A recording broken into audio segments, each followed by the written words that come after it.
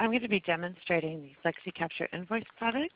I'm going into the scanning station, and this is a way we can ingest these images in through our system. We can ingest images in through a scanner, FTP site, hot folder, email attachments, shared devices.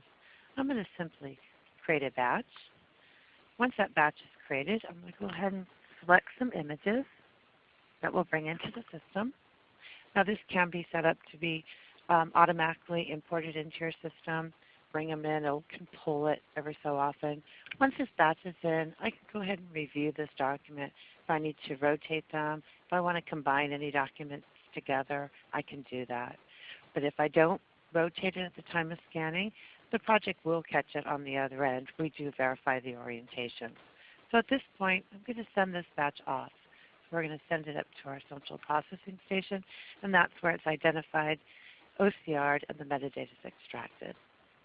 So once that batch is sent off, we're going to close down our scanning station, and we're going to go to the next step, which would be verification. Go ahead and launch the verification. We're working with invoices today, so I'm going to select my invoices for POs. Say OK. I'm going to go in as a senior verification operator. Okay. And you'll notice I've got a queue out here. I can select an any queue or exceptions or verification. The exception queues are there primarily if you route a document to an exception queue or you need to route it to a different area or if it was not matched. So today we're going into verification. We're going to go ahead and get task. What that does is that pulls up all the invoices that have been brought into the system. You'll notice that the status is already set to verified, and some of these the confidence is at 100%. And it's telling me that it's ready for this stage, export recognition. Now, in a real live environment, these would not be seen in your verification. They would automatically be exported out to your backend system.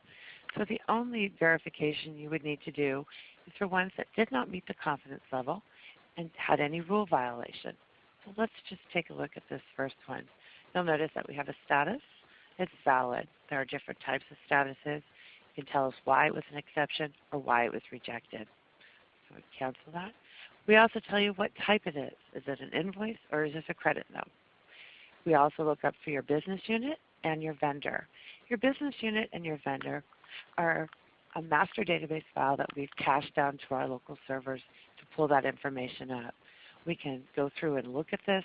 So we're not actually writing directly to your backend system, but we're writing out to the cached business unit and vendor database. Okay? We've also pulled off your invoice number. You'll notice in yellow here, we have your invoice number. That's where this data is looking at. We also show a snippet underneath. Invoice date, and we show a snippet underneath. And your date can come in many different formats, month, day, year, day, month, year. It can be written out, and we can normalize that on export. We've pulled off the total amount. The total amount might be on the first page or it might be on the last page, and the software is going to go out there and determine where the total amount is. In this case, it's a 4-page invoice. We've grabbed that total amount from the 3rd page. Now I'm going to go into this invoice right here. We have a red flag on here, and it's saying that's a rule violation. So we're going to go in, see why there's a rule violation on that one. First of all, it's telling me the status is rejected because the total, the field value, is not a currency. I also notice that the vendor information was not picked up. So we need to add this vendor information into our data set because we don't want to postpone these invoices to going through the system. So I can do that 2 ways. I can go over here very quickly, highlight the information, pick my vendor, say that's the name, and you'll notice that gets populated over here.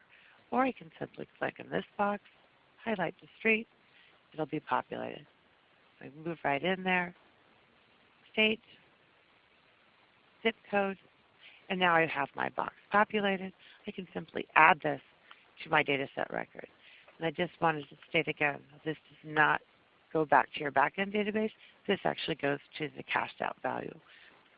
Okay? We also notice that the rule violation is total. For some reason, it picked up a byte saying this is not a correct format or currency value.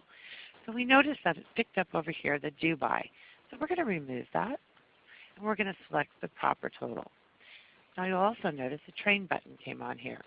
Well, we want this solution to get smarter as we go. So I'm going to simply click on Train. And what we're looking for is at least 3 invoices to come through the system. And we can train those invoices. So we can train 3 of them, and then as the 4th one comes in, it will know where to capture that data off of.